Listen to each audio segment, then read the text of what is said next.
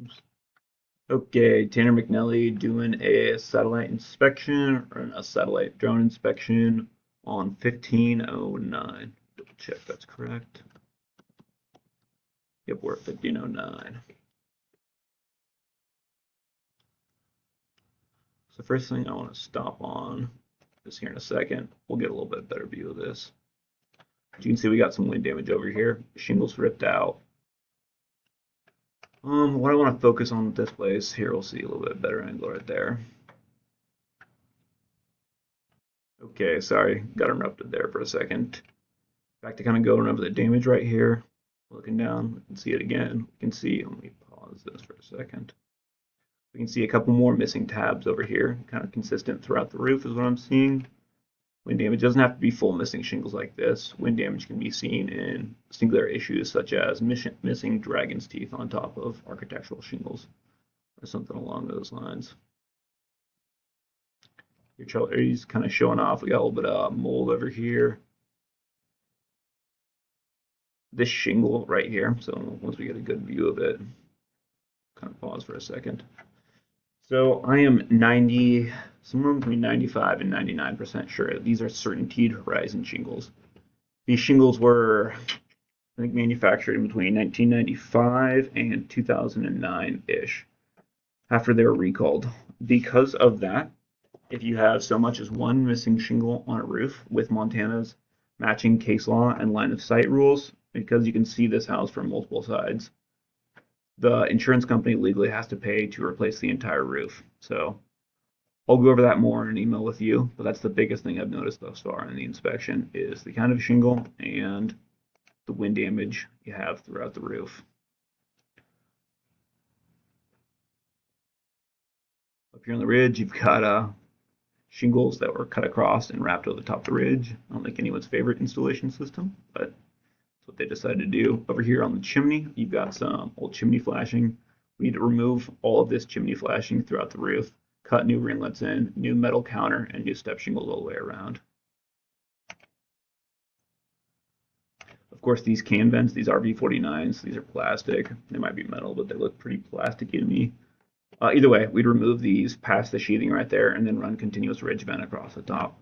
Something they just picked up on this inspection is that this roof currently has skip sheathing underneath. So I'm spacing my words there. So skip sheathing is going to be different than a 4x8 sheet of plywood or a 4x8 sheet of OSB. The biggest difference is it's a 1x6 or 1x8 pine or fir board running laterally across the roof. Folks did this before OSB or plywood was introduced, so I would guess this home was built pre-60s.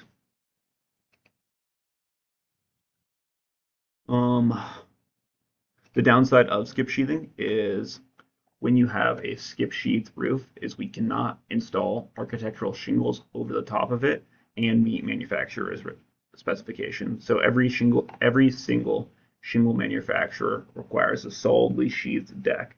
And when you have inch to 3/4 inch spaces in between each piece of wood lath, that's not going to qualify. I can send you over some examples of skip sheathing that would qualify as a solidly sheathed deck, but for that we're looking for somewhere around 1/8 to 3/16 of air gap in between the sticks of skip sheathing.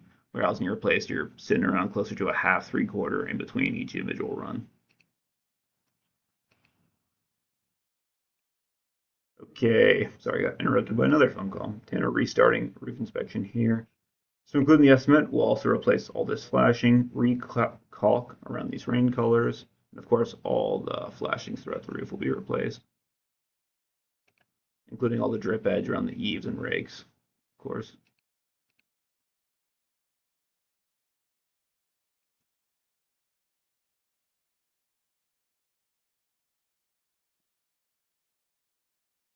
Just another view of that damage right there. You can see another one down here, and there's 1, 2, 3 right here, plus that little flipped up tab 4. So yeah, doing pretty well on wind damage for this.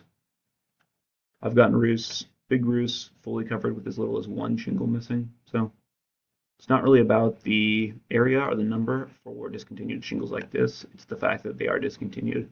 There is no reasonable match that exists.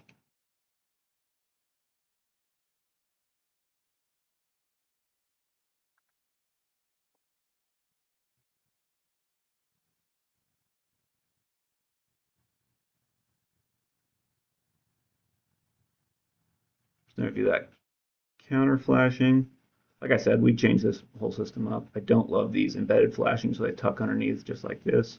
I'd rather have flashings run up with a counter over the top that's cut back into the brick. This counter here at the top and the head flashing, we'd want to revise that. I can see this is pulling the shingles up, creating some backwash back underneath the roof. So resetting that would be awesome. You can see it right there as well too. That little space. Looks like someone's filled it up with caulking as well.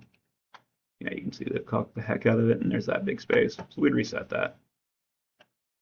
Give you a nice new slick system.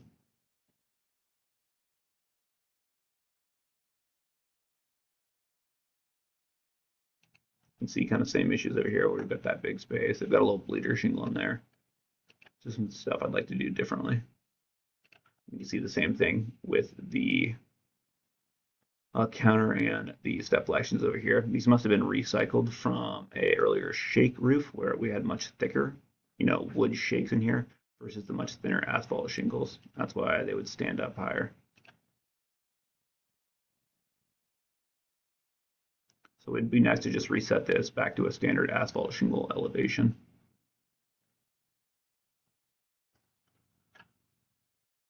Spooling over the roof right here. Like I said, this roof is in shockingly good shape for the age. Usually a 1999 roof, we're seeing much more degradation, especially with certainty. Here's Charlie flying the drone, crashing. Right back into another crash again. Nice. Anyways, I think we'll switch over to the garage here in just a second. Okay, now in the garage. This is going to be a much newer asphalt shingle in green. Just looking at it, I can't tell you exactly what it is.